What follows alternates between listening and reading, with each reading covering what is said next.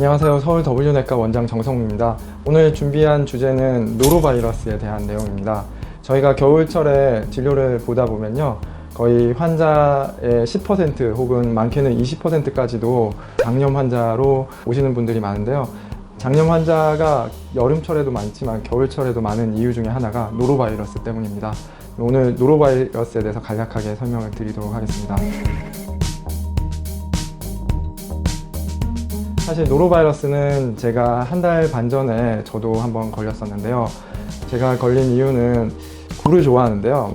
마켓 XX에서 이제 굴을 배달을 해서 먹었는데요. 물론 거기서 엄격하게 잘 관리를 해서 되게 신선한 굴인 거는 틀림없습니다만, 굴 자체가 관리는 잘하고 유통이나 이런 데 문제가 없더라도 처음부터 양식하는 과정에서 이런 바이러스가 좀 묻어 있을 수가 있습니다. 근데 이게 뭐 굴을 먹고 다 걸리는 건 아니지만 많은 부분 굴이라든지 해산물이라든지 이런 날거를 먹다 보면 바이러스가 그대로 있는 경우가 많아서 겨울철에 특히 노로바이러스 감염은 조심하셔야 됩니다.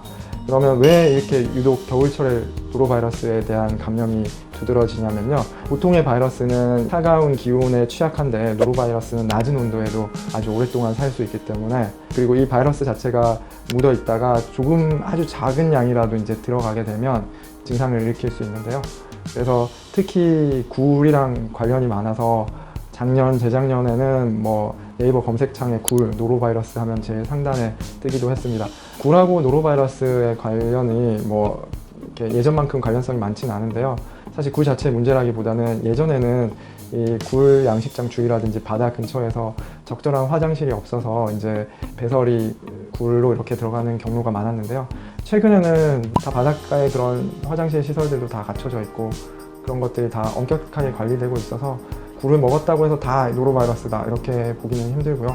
그래도 일부는 아직까지 굴에서 노로바이러스가 검출되는 거는 많은 건 사실이기 때문에 드시는 데 있어서 좀 신중할 필요는 있을 것 같습니다.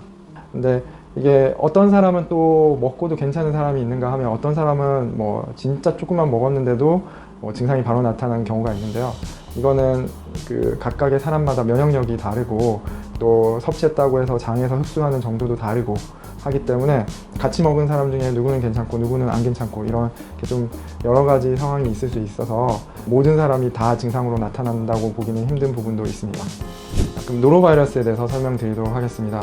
노로바이러스는 우선 잠복기가 있는 편인데요. 대부분 노로바이러스 위장염에 합당한 증상을 가지고 병원에 내원하시는데 그 대부분이 노로바이러스를 생각하기보다는 그 바로 앞에 먹은 음식들이 문제가 있지 않냐고 찾아오시는데요. 제가 이렇게 되짚어서 문진을 해보면 보통 이 노로바이러스가 잠복기가 24시간에서 48시간 정도 있기 때문에 발현되는 증상이 나타나기 이틀 전에 먹었던 혹은 3일 전에 먹었던 음식들까지도 다 조사해 볼 필요가 있습니다. 주 증상은 이제 구역, 구토, 메스꺼운 증상이 발생하고요. 그리고 수양성 설사를 동반하기도 하는데요. 소아나 젊은 사람인 경우에는 구역, 구토 등의 상부 위장관 증상이 많고 성인들 같은 경우에는 설사 같은 하부 위장관 증상이 많습니다. 하지만 제가 임상에서 진료를 보다 보면 반드시 이렇게 성인 소아 이렇게 일치하진 않고요. 어떤 성인들은 뭐 구토만 하는 경우도 있고 소아인데도 설사만 하는 경우도 있습니다. 그래서 이거는 딱 맞아떨어지기는 힘들고요. 대부분 이런 증상이 동반되면서 하루나 이틀 정도 열이 나는 경우가 있습니다. 보통 37.8도 이상의 발열을 동반하면서 열이 올라오면서 머리 아프고 오한이 들고 몸살 나고 이런 증상을 동반하는데요. 요즘같이 코로나를 감별해야 되는 시기에는 열이 나게 되면 내가 혹시 코로나가 아닐까 이렇게 걱정을 많이 하게 되는데요.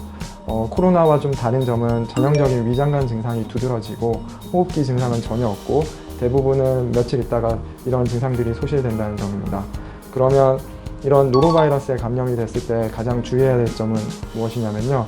일단 구토나 설사로 인해서 탈수가 일어나기 쉬운데요. 탈수가 일어나지 않기 위해서 수분 섭취를 충분히 하는 게 좋습니다. 그래서 물을 충분히 마시는 게 좋겠고, 수분뿐만 아니라 이온 음료 같은 걸 추가적으로 복용하시는 것도 좋을 것 같습니다. 그리고 만약에 너무 구토가 심해서 이게 물을 마시는 것조차도 다 토해버리고 약을 먹어도 토해버리는 정도로 심한 구역감이 있으신 분들은 병원에 내원을 하셔서 아예 수액으로 이런 수분과 영양분을 직접 넣어주고 또 필요한 경우에는 항구토제를 적절하게 주사제로 사용하는 것이 초기에는 도움이 될 수 있습니다. 또 필요한 경우에는 한 끼 정도는 금식을 하시는 게 좋겠습니다. 이때 금식을 하시더라도 수분 섭취는 반드시 하셔야 되는데요. 대부분의 노로바이러스 위장염의 증상들은 시간이 경과되면 어느 정도 자연적으로 회복되는 경우가 많기 때문에 탈수 등의 합병증이 있지 않으면 대부분 큰 문제를 초래하지는 않습니다. 하지만 탈수가 너무 심해지면 혈압이 떨어진다든지 전신적으로 컨디션이 떨어지면서 여러 가지 합병증이 올 수 있기 때문에 절대적으로 탈수가 일어나지 않도록 예방하는 것이 가장 중요하다고 볼 수 있겠습니다. 그 밖에 열이 나거나 두통이 심해지는 것에 대해서 해열제라든지 증상에 맞는 치료가 필요하기 때문에 반드시 병원에 오셔서 약물 처방을 받는 것이 도움이 될 것 같습니다. 또한 노로바이러스성 위장염으로 생각이 되더라도 실제로는 다른 급성기 장염, 개실염 혹은 경우에 따라서는 충수돌기염 같이 수술적 치료를 필요로 하는 다른 질환일 수도 있기 때문에 본인이 어떤 진단을 개인적으로 내리지 말고 반드시 병원을 와서 여러 가지 감별 진단에서 수술적 치료가 필요한 질환이 아닌 것을 확인하고 약을 복용하는 것이 중요하겠습니다.